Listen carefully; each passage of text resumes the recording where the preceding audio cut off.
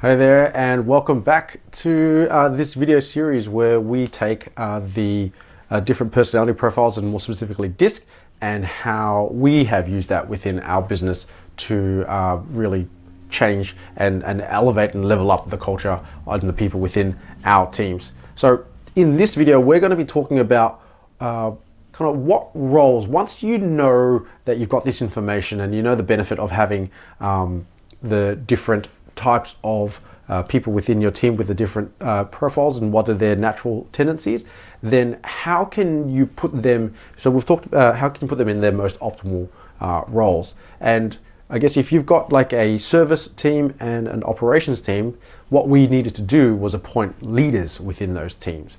So what that kind of meant was, if you had a leader of a service team, their priorities and what their day looks like and how they manage their people and the responsibilities they've got for the overall pharmacy are going to be very different to an operations leader. So it kind of boiled down to people who, our leader who was in charge of the operations side of things. They were really responsible for execution and process. How are they making sure that things are getting done? How are they doing it consistently? How are they doing it to ensure that we minimize our risk? How are we doing things to make sure that everything is streamlined and as trouble-free and error-free as possible? So obviously you're going to see someone's going to be a D or an S type of profile to suit this type of role. So that's going to be their priorities there. Conversely, if you've got the leader of our service team, they're going to be responsible and in charge of overall driving sales and skilling up the team in terms of communication and scales, as well as understanding and being responsible for the overall culture of the team. How are they checking in on everybody within the team, making sure that their energy is managed, that they're not stressing or burning themselves out, making sure that they're still challenged or they're getting the support that they need. So a leader of our service team has those responsibilities when it comes to sales and training and technique, as well as culture. Whereas the operations leader would be in charge of execution, consistency, process, and error or risk minimization. So that's that is how we would be splitting up, or how we split up our teams in regards to the operations and service and also the leaders. But what we also had to do was then take the next step to say, look, just because you're a good operator, you're really good at managing tasks, how do you manage the people within those teams? And that's a very, very different thing. Just because you're good at operating doesn't mean that you're good at leading people to operate. So that's a completely different set of skills. Same things. Just because you're a great salesperson or you're a really great conversationalist doesn't mean that you're great at, creating a great culture, or that you're great at training others to also be great salespeople as well. So what we then had to focus was, at a leadership level, we needed to focus on leader and people management skills. How do we ensure that they are most effectively resourced and supported to ensure that they can do the role and manage the people within their teams as best as possible? And this comes through, and then also making sure that they are talking to each other, because overall, like if you had the defensive leader and the offensive leader, how are they working together, making sure that they've got aligned strategies and that they're running their teams as best as possible. So once we kind of put that in place, we wanted to make sure that our leaders were supported and they were getting really good support and education and practice as leaders themselves, and helping them manage their own teams.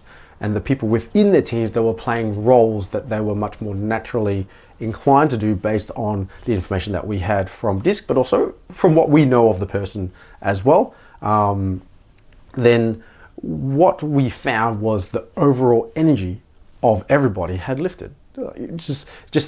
Having the creative, or having the license to say, well, I'm coming into work and 90% of my day is just going to be organizing, sorting out stuff, making sure things are consistent and safe. Like that, to a operations person, sounds like a great job. It sounds like a great day. Conversely, somebody who is in the service team, knowing that 90% of their day is going to be coming in, chatting to people, just talking and offering services and making a difference and helping these people change their lives through their health for the better, using your experience and your expertise, that sounds like a fantastic day, and they're going to be pumped up and excited. So what we found was the overall energy had lifted, the overall teamwork between the teams. There was a greater appreciation for what the other were doing, because, you know, if it wasn't for the operations guys, you know, dispensing the scripts or making sure that the order was all taken care of, the service person wouldn't have had the time typically to have an in-depth conversation with the patient, which then turned into a meds check that was done on the spot. So they could have been in there for, you know, half an hour in total, and then come out going, oh, in the past, typically they'd be like, oh geez, I still need to do the order. Whereas an operations person would be like, no, it's done. It's already done. We've already done the order. It's all sent. It's all reconciled. We've already put the stock away. All that sort of stuff. And then you go, oh, okay. I've got this relief that I'm not having to kind of like juggle everything else. All right, here's the next person. I'm going to go and make a difference to them as well.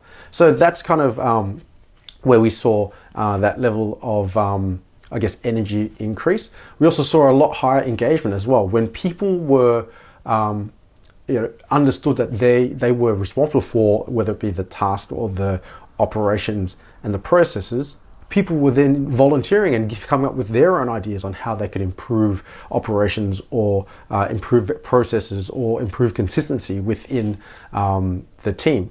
And same thing, same with the service guys.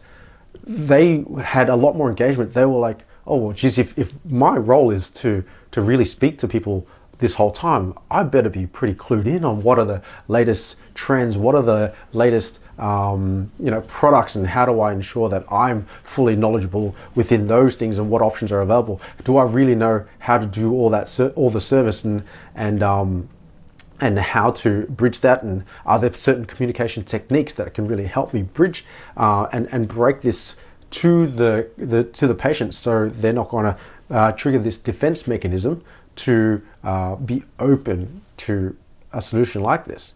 So they were taking really proactive steps to improve the environment that they were in for themselves and upskill themselves. So engagement went up as well. So if you've got higher energy and you've got higher engagement and you've got a team that works cohesively, what happened? Well, performance grew. It was a huge difference. It was almost immediate that the results of our business had grown. It was, and all we had changed were the roles and the energy of the people, but as a result, our business year on year grew about 20% on a month-to-month basis. So that was you know, one of the outcomes in that regard. And I'm not doing it, and I'm not saying that to kind of like impress you or impress upon you that you know, this is all for, you know, at the end of the day we're running a business. At the end of the day, we have as business owners, we have the role of you know, taking care of people in our charge. We have the responsibility of looking after these people. If they're going to bless us with a huge amount of hours in their week, you know, to come to our businesses and serve our customers, how can we best make sure that those days, the days that they dedicate and those hours and that time that they dedicate us, which is extremely precious, how can we make sure that that is as valuable and as useful and energizing and engaging as possible? And from there, when they actually make a difference to the people that they're talking to, or that you know, the place is operating, then what we find is the community values that more, and they show us that value in the form of their custom. So they're returning, or they're coming back, or they're opening up about a particular you know, health concern that they've got, of which then now we've got the opportunity to help fix it, or at least help them manage it.